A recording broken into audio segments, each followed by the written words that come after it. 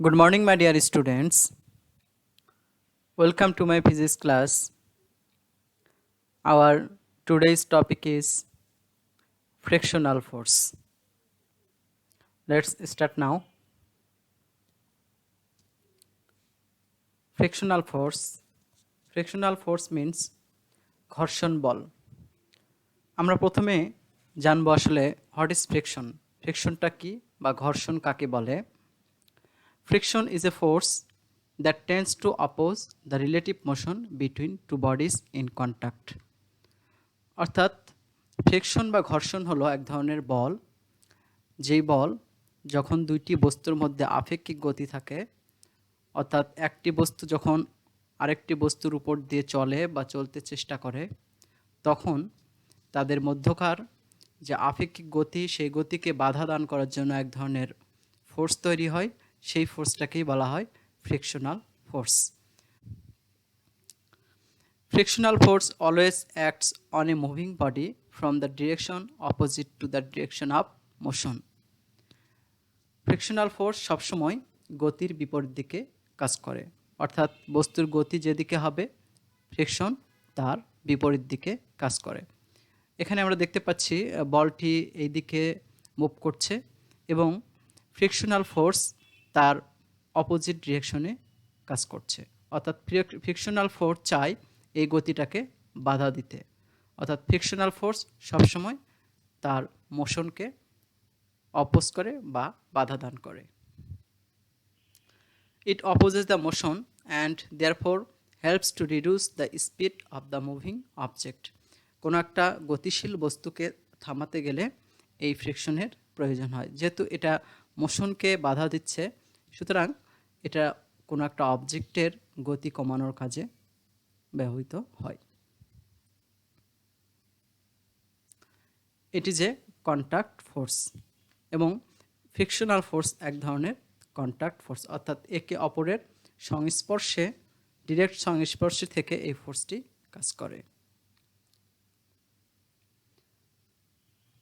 When an object moves or tries to move over another object, a resistive force is generated between their contact surfaces, which opposes the relative motion between them is called frictional force. This is the definition of frictional force. When an object moves or tries to move over another object, a resistive force is generated between their contact surfaces, which opposes the relative motion between them is called frictional force. অর্থাৎ একটি বস্তু যখন অন্য একটি বস্তুর উপর দিয়ে চলে বা চলতে চেষ্টা করে, তখন তাদের স্পর্শতলে এক ধরনের ফোর্স তৈরি হয় বা বল তৈরি হয়, যেটি তাদের মধ্যকার গতিকে বাধা প্রদান করে। এটাকে আমরা বলছি ফ্রিকশনাল ফোর্স বা ঘর্ষণ বল।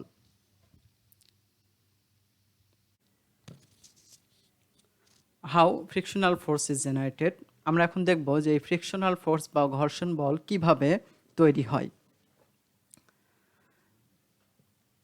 Though apparently wood, table, etc., or the two surfaces where friction is present seem very smooth, but if we view them with a microscope, it will be seen that all surfaces are rough or irregular.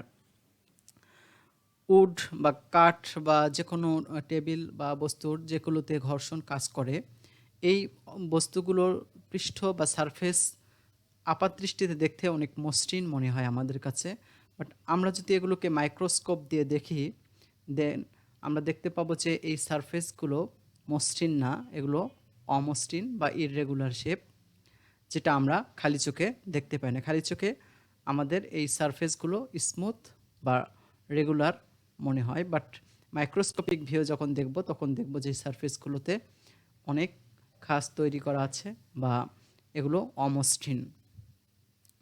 These rough parts touches one another or the groups of the two surface in contact catch onto one another. এই অমসৃণ সারফেসগুলোর কারণে যখন দুটো সারফেসের মধ্যে contact থাকে, তখন একটা সারফেসের এই অমসৃণ অংশ আর একটা সারফেসের অমসৃণ অংশগুলোকে ধরে ফেলে, যার কারণে এগুলোর মধ্যে একটা বাধা তৈরি হয়। The motion is obstructed due to this and we say frictional force is developed in the opposite direction. এই একটি খাঁজের মধ্যে যখন আরেকটি খাঁজ ঢুকে পড়ে তখন অবজেক্টের গতিতে এগুলো বাধা প্রদান করে। এটাকে আমরা বলছি ফ্রিকশনাল ফোর্স। অর্থাৎ এই সারফেসগুলো বা পৃষ্ঠগুলো অমসৃণ থাকার কারণে এই ফ্রিকশনাল ফোর্স বা ঘর্ষণ বল তৈরি হয়। Types of friction. Friction is divided into 4 types: static friction, sliding friction, rolling friction and fluid friction. এই 4 ধরনের ফ্রিকশন আমরা দেখতে পাই। স্ট্যাটিক ফ্রিকশন, আমরা প্রথমে দেখি static friction. The frictional force that develops when two objects are at rest relative to each other is called static friction. যখন একটা object অন্য একটা অবজেক্টের উপরে রেস্ট অবস্থায় থাকে তখন যে ফ্রিকশনটা কাজ করে তাকে আমরা বলি স্ট্যাটিক ফ্রিকশন। অর্থাৎ একটা অবজেক্টের উপরে আমরা ফোর্স অ্যাপ্লাই করলে এই অবজেক্টটি যতক্ষণ পর্যন্ত গতিতে না যায় ততক্ষণ পর্যন্ত যে বাধাদানকারী বল কাজ করছে সেটাই হলো স্ট্যাটিক ফ্রিকশন। যখনই অবজেক্টটা এই সারফেসের উপরে চলা শুরু করবে তখন আর স্ট্যাটিক ফ্রিকশন থাকবে না। অর্থাৎ বস্তুটি চলা শুরু করার আগ পর্যন্ত যে ফ্রিকশন কাজ করে সেটাই হলো স্ট্যাটিক ফ্রিকশন।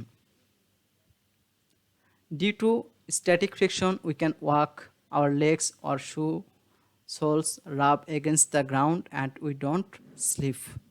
এই স্ট্যাটিক ফ্রিকশনের কারণে আমরা হাঁটতে পারি, অর্থাৎ আমাদের পা বা আমাদের জুতার সোল যেটার গ্রাউন্ডের সঙ্গে একটা ফ্রিকশনাল ফোর্সের কারণে আমরা সামনের দিকে হেঁটে যেতে পারি এবং যার কারণে আমরা পিছলে যাই না। এই ফ্রিকশনাল ফোর্স যখন থাকবে না তখন আমরা পিছলে পড়ে যাব, যার কারণে খুবই মসৃণ সারফেসের উপরে আমরা হাঁটতে পারি না। সুতরাং হাঁটার জন্য আমাদের এই স্ট্যাটিক ফ্রিকশনের প্রয়োজন। Sliding friction. The frictional force that is created when an object is in motion related to another object is called sliding friction. যখন একটা অবজেক্ট অন্য একটা অবজেক্টের উপরে চলে তখন যে ফ্রিকশনটা কাজ করে সেটা হলো স্লাইডিং ফ্রিকশন। অর্থাৎ এখানে অবজেক্টটি অন্য একটা অবজেক্টের উপরে গতিশীল থাকবে বা মোশনে থাকবে। যখন অবজেক্টটা মোশনে থাকছে তখন এই ফ্রিকশনটি কাজ করছে। অর্থাৎ অবজেক্ট যদি রেস্টে থাকে কোনো একটা অবজেক্টের উপরে তখন যে ফ্রিকশন কাজ করে সেটা স্ট্যাটিক ফ্রিকশন, এবং অবজেক্ট যদি মোশনে থাকে তাহলে সেটা হবে sliding friction. And now rolling friction. When an object moves by rolling or rotating on a surface, then the friction that develops is called the rolling friction. এক্ষেত্রে অবজেক্টটি অন্য একটা অবজেক্টের উপরে গতিশীল থাকবে, বাট গতিটা হবে যে অবজেক্টটা ঘুরতে ঘুরতে চলবে। একটা অবজেক্ট যখন অন্য একটা অবজেক্টের উপরে গড়িয়ে চলে বা ঘুরতে ঘুরতে চলে তখন যে ফ্রিকশনটা কাজ করে সেটা হচ্ছে rolling friction. Among all the frictional forces, this is the least, so we attach wheel on all kind of vehicles. যতগুলো ফ্রিকশন আছে রোলিং ফ্রিকশন সবচেয়ে কম। অর্থাৎ স্লাইডিং ফ্রিকশন বলি বা স্ট্যাটিক ফ্রিকশন বা যে কোনো ফ্রিকশনগুলো আছে তার মধ্যে রোলিং ফ্রিকশন সবচেয়ে কম। এই রোলিং ফ্রিকশন সবচেয়ে কম হওয়ার জন্য আমরা বিভিন্ন যানবাহনের ক্ষেত্রে যানবাহনগুলোকে স্লাইড না করে আমরা এরকম রোলিং করিয়ে সামনের দিকে নিয়ে যায়, যার কারণে সেগুলোতে হুইল ব্যবহার করা বা চাকা ব্যবহার করা হয়। এই চাকা ব্যবহার করার কারণে এই বাস ট্রাক এগুলো রাস্তার উপর দিয়ে গড়িয়ে চলতে পারে, আর এই গড়িয়ে চলতে পারার কারণে ফ্রিকশনটা সবচেয়ে কম থাকে। যদি আমরা চাকা ব্যবহার না করে এগুলোকে স্লাইড করে নিয়ে যাই তাহলে ফ্রিকশনটা অনেক বেশি হবে, যার কারণে আমরা সে সকল যানবাহনগুলোতে চাকা ব্যবহার করছি। Fluid friction. ফ্লুইড বলতে আমরা লিকুইড এবং গ্যাসিয়াস সাবস্টেন্সকে বুঝিয়ে থাকি, অর্থাৎ common name of liquid and gas is fluid. তো কোনো একটা অবজেক্ট যখন ফ্লুইডের মধ্য দিয়ে চলে সেটা হতে পারে বাতাস বা যে কোনো লিকুইড। এই লিকুইডের মধ্য দিয়ে বা এয়ারের মধ্য দিয়ে যখন অবজেক্ট চলে তখন যে ফ্রিকশনটা কাজ করে সেটাই হচ্ছে fluid friction. The frictional force that is experienced by an object when it moves in a liquid or gaseous substance is called fluid friction. আমরা এখানে দেখতে পাচ্ছি প্যারাশুট যখন বাতাসের মধ্য দিয়ে চলে, আমরা এই প্যারাশুটটার কারণে এই এয়ারের যে ফ্রিকশনাল ফোর্স তৈরি হয়, সেই ফ্রিকশনাল ফোর্সের কারণে প্যারাশুট আরোহী ধীরে ধীরে গ্রাউন্ডে নামতে পারে। এবং এখানে আমরা ফ্রিকশনাল ফোর্স যেটা দেখতে পাচ্ছি লিকুইড, সেটাও ফ্লুইড ফ্রিকশন।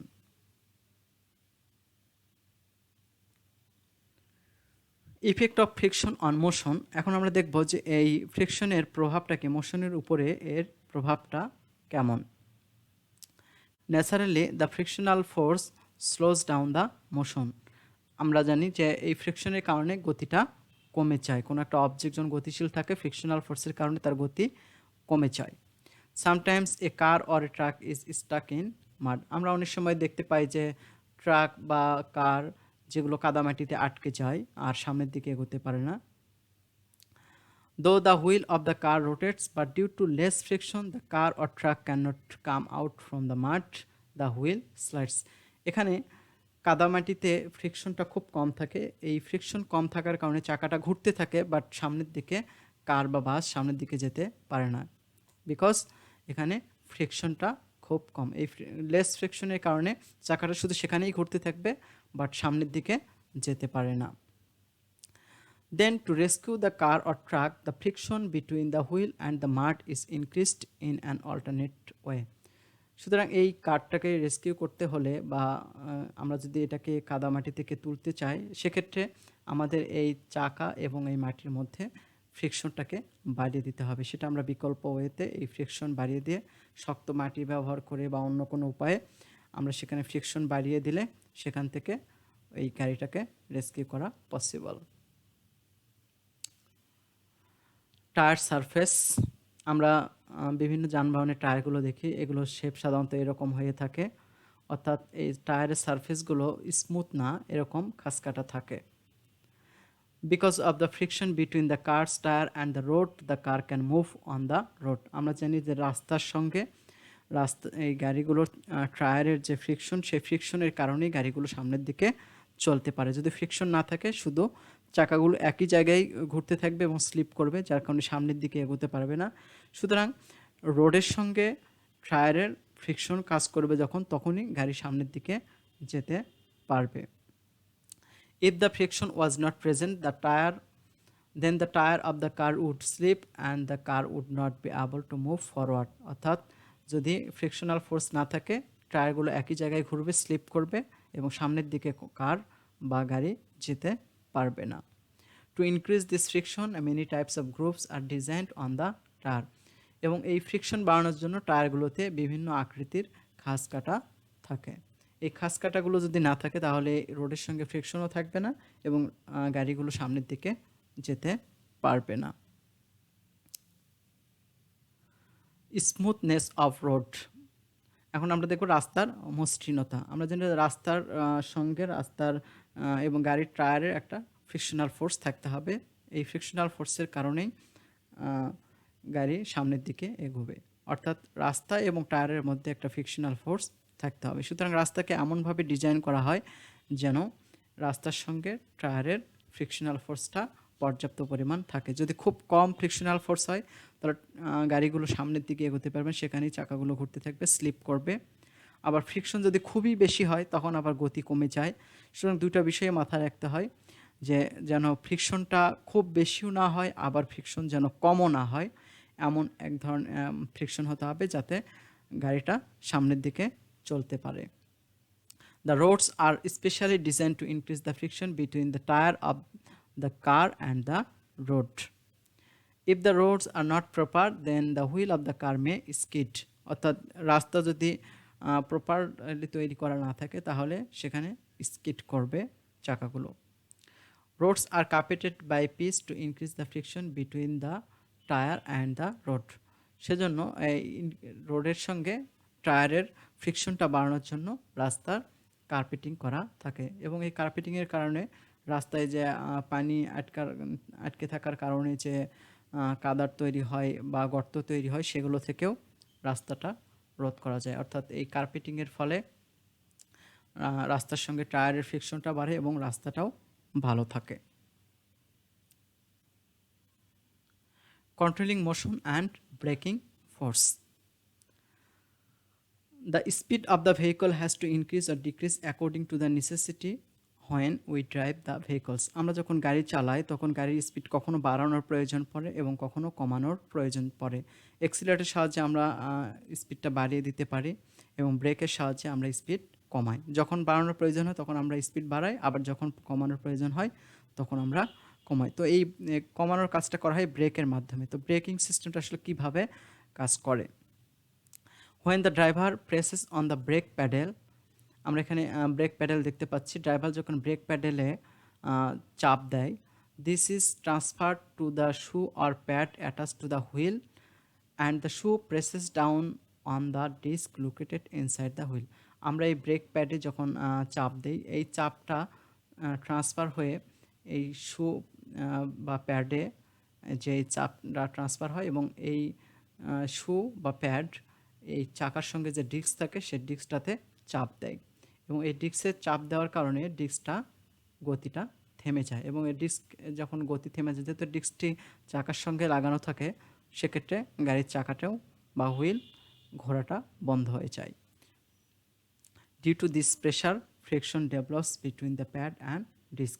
আমরা এখানে যে ফোর্স বা প্রেশার দিচ্ছি সেই প্রেশারটা ট্রান্সফার হয়ে এই শু বা প্যাডে যাচ্ছে এবং সেখানে একটা ফ্রিকশন তৈরি করছে এই ডিস্কের সঙ্গে, যার ফলে ওই ডিস্কটার মোশন থেমে যাচ্ছে। আমরা এখানেও দেখতে পাচ্ছি এবং এখানেও দেখতে পাচ্ছি। অর্থাৎ ব্রেকিং সিস্টেমটা কিভাবে কাজ করছে। ব্রেকের প্যাডে আমরা প্রেশার দিচ্ছি, সেই প্রেশারটা ট্রান্সফার হয়ে এই ডিস্কের সঙ্গে যে শু বা প্যাড লাগানো থাকছে সেইটাতে প্রেশারটা ট্রান্সফার হচ্ছে এবং সেই প্রেশারের কারণেই ফ্রিকশন তৈরি হচ্ছে এবং এই ফ্রিকশনের কারণে ডিস্কটা থেমে যাচ্ছে, তার ঘোড়াটা বন্ধ হয়ে যায়, যার ফলে আমাদের গাড়ি থেমে যায়। সুতরাং এই ফ্রিকশনাল ফোর্সের মাধ্যমে আমরা গাড়ির গতিটাকে কন্ট্রোল করতে পারছি, অর্থাৎ যখন ব্রেক করার প্রয়োজন তখন আমরা ব্রেক করতে পারছি। This frictional force stop the motion of the wheel of the car. Increasing and decreasing of friction. এখন আমরা ফ্রিকশন কমানো বা বাড়ানো, কিভাবে কমানো যায় বা কিভাবে বাড়ানো যায়। আমরা কোনো সময় ফ্রিকশন বাড়ানোর প্রয়োজন হয়, আবার কোনো সময় ফ্রিকশন কমানোর প্রয়োজন হয়। কীভাবে বাড়াতে পারি বা কিভাবে কমাতে পারি। প্রথমে দেখেন ডিক্রিজিং অফ ফ্রিকশন, কিভাবে ফ্রিকশন কমানো যায়। To make the surfaces as smooth as possible where friction is take place. যে সারফেসে ফ্রিকশন হয় সেই সারফেসটা যত স্মুথ করা যাবে সেখানে ফ্রিকশনটা তত কম হবে। On smooth surface sliding friction is less. Oil, mobil or grease like material are called greasy materials or lubricants. আমরা যদি এই অয়েল বা মোবিল বা গ্রিজ এই ধরনের ম্যাটেরিয়াল ইউজ করি তখন সারফেসটা অনেক পিচ্ছিল থাকে, যার কারণে সেখানে ফ্রিকশনটা কম হবে। The friction is reduced to a great extent if lubricants are used in between the two surfaces. দুটো সারফেসের মধ্যে যদি আমরা এই ধরনের লুব্রিকেন্ট ইউজ করি, অয়েল, মোবিল বা গ্রিজ লাইক ম্যাটেরিয়ালস, তাহলে সেই সারফেস দুটির মধ্যে ফ্রিকশনটা খুবই কম কাজ করে, যার কারণে আমরা আমাদের বিভিন্ন মেশিনারিজে এই লুব্রিকেন্টগুলো ইউজ করি। Using wheel friction can be reduced. If wheel is used, we can do work by very small rolling friction instead of large sliding friction. আমরা জানি যে রোলিং ফ্রিকশন সবচেয়ে কম ফ্রিকশন, সুতরাং আমরা গাড়িগুলোতে চাকা ব্যবহার করছি যাতে গাড়িগুলো রোলিং করে, অর্থাৎ গড়িয়ে চলতে পারে। তো এই গড়িয়ে রোলিং ফ্রিকশনটা কারণে আমরা খুব সহজে গাড়িগুলোকে সামনের দিকে নিয়ে যেতে পারি। সুতরাং গাড়িগুলোর সঙ্গে এই চাকাটা ব্যবহার করা হচ্ছে, অর্থাৎ চাকা ব্যবহার করে আমরা ফ্রিকশনটা কমাতে পারি। It is possible to reduce friction to a great extent by using ball bearing in the rotating wheel. যে চাকাগুলো ঘুরছে সে চাকাগুলোর সঙ্গে যদি আমরা ডিরেক্ট যদি চাকাগুলোকে না ঘুরিয়ে সঙ্গে যদি বল বিয়ারিংয়ের মাধ্যমে ঘুরাই, ওই বল বিয়ারিং ছোটো বলগুলোর মধ্যেও রোলিং ফ্রিকশন কাজ করে, যার কারণে সেখানেও ফ্রিকশনটা কম থাকবে। সুতরাং আমরা চাকার সঙ্গে যখন বল বিয়ারিং ব্যবহার করব সেক্ষেত্রে ফ্রিকশন কমানো যাবে। And using the rolling friction of the small steel balls instead of direct friction. Direct ফ্রিকশনের পরিবর্তে যখন রোলিং ফ্রিকশন ব্যবহার করা হয় তখন ফ্রিকশনটা কম থাকছে। সুতরাং গাড়িগুলোতে যখন বল বিয়ারিং ব্যবহার করব আমরা তখন ফ্রিকশন কম রেখে খুব সহজে গাড়িগুলোকে স্মুথলি সামনের দিকে নিয়ে যেতে পারবো। The design of the fast moving vehicles like car, plane is done in such a way that the wind can flow over the streamlined surfaces without creating any friction. কার বা plane যেগুলো খুব উচ্চ গতিতে চলে সেগুলো এমনভাবে ডিজাইন করা হয় যেন সেগুলো এয়ার রেজিস্ট্যান্সটা কম থাকে, অর্থাৎ এয়ার যেন গাড়ির উপর দিয়ে খুব সহজেই ফ্লো হতে পারে, যার কারণে এয়ার ফ্রিকশনটা কম থাকবে। We have seen that if force is applied on the two frictional surfaces, friction is increased. যদি আমরা দুইটা সারফেসের মধ্যে ফোর্স অ্যাপ্লাই করি তাহলে ফ্রিকশনটা বেড়ে যায়। Therefore, if vertical applied force is reduced, এই ভার্টিক্যালি ফোর্সটা যদি আমরা কমাতে পারি ফ্রিকশন ক্যান বি রিডিউসড। আমরা জানি যে ফোর্স যখন অ্যাপ্লাই করা হবে দুইটা সারফেসের মধ্যে তখন ফ্রিকশন বেড়ে যায়। সুতরাং এই ভার্টিক্যাল এই ফোর্সটা অ্যাপ্লাইড ফোর্সটা রিডিউসড করে ফ্রিকশন কমানো যায়। নাও ইনক্রিজিং অফ ফ্রিকশন, এখন আমরা দেখব যে কীভাবে ফ্রিকশন বাড়ানো যায়। রাফনিং the two surfaces where friction is present, যে সারফেসের মধ্যে ফ্রিকশন কাজ করছে সেগুলোকে রাফ করতে হবে, স্মুথ না করে সেগুলোকে রাফ করতে হবে, অমসৃণ করতে হবে।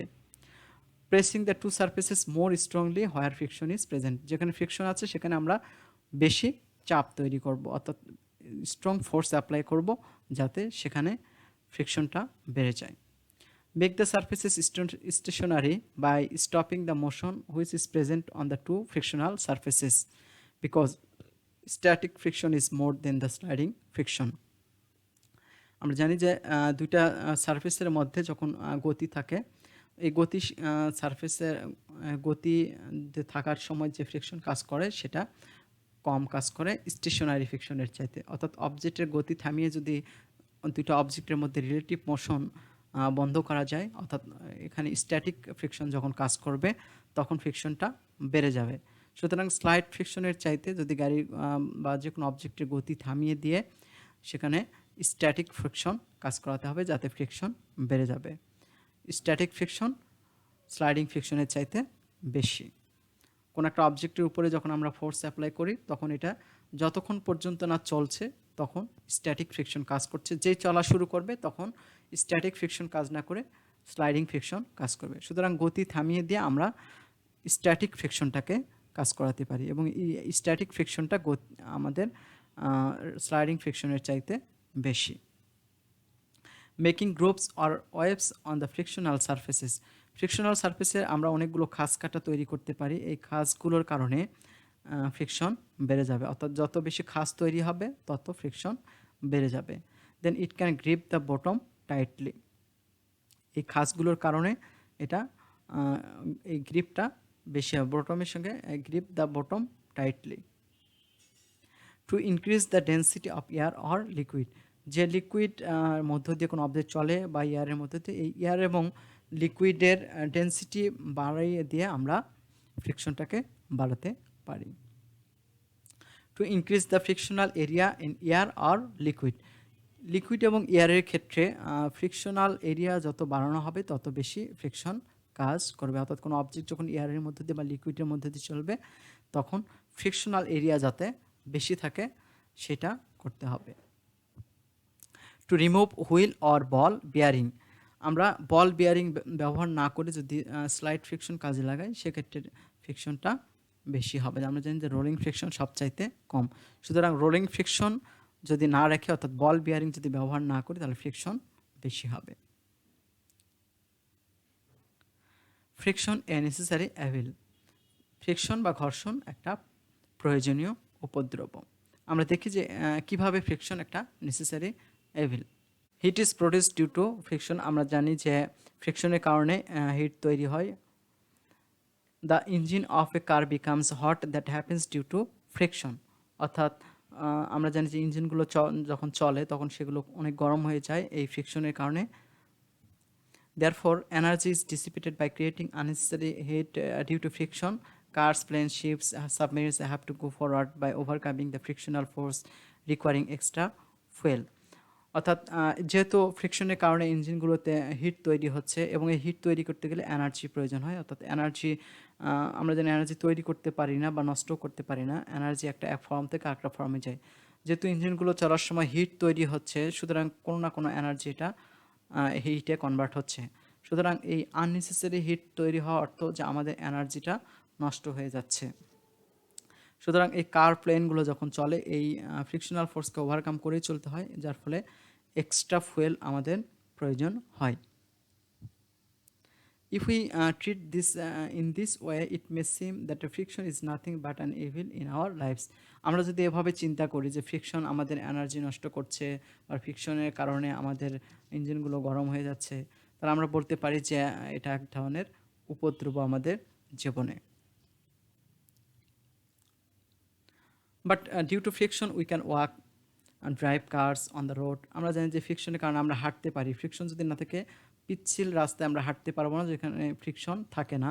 আবার কার চালানো যাবে না রোডে, যদি ফ্রিকশন না থাকে কোনো কার বা কোনো ভেহিকল রোডের উপর দিয়ে চলতে পারবে না। Write on the paper we can not write on the paper with pencil আর পেন। কলম দিয়ে আমরা কোনো পেপারে লিখতেও পারবো না যদি ফ্রিকশন না থাকে। Construct building come down safely with the help of a parachute. Parachute দিয়ে আমরা যখন সেফলি নিচে নেমে আসি সেটাও পসিবল নয় এই ফ্রিকশন না থাকলে। অর্থাৎ আমরা দেখছি যে ফ্রিকশন না থাকলে আমরা হাঁটতে পারবো না, কোনো কিছু লিখতে পারবো না, গাড়ি চালাতে পারবো না, প্যারাশুট দিয়ে আমরা সেফলি নামতে পারবো না উপর থেকে। তাহলে এইসব ক্ষেত্রে আমাদের ফ্রিকশনটা প্রয়োজন পড়ছে। সুতরাং আমরা বলতে পারি যে ফ্রিকশন যে আমাদের সবসময় আমাদের ডিস্টার্ব করছে এমন নয়, ফ্রিকশন আমাদের কাজেও লাগছে। এমনকি এই ফ্রিকশন ছাড়া আমরা কিছু কিছু ক্ষেত্রে চলতেও পারবো না। We can give many example where without friction we could not do our necessary work. Consequently, the friction is treated as an evil. We have to acknowledge that friction is a very necessary evil for our lives. সুতরাং আমরা বলতে পারি যে friction আমাদের উপদ্রব, অর্থাৎ ফ্রিকশনের কারণে আমাদের অনেক ধরনের সমস্যা তৈরি হয়। বাট এটা আমাদেরকে স্বীকার করতে হবে যে ফ্রিকশন ছাড়া আমরা চলতেও পারবো না। অর্থাৎ ফ্রিকশন আমাদের অতি প্রয়োজনীয় একটি উপদ্রব।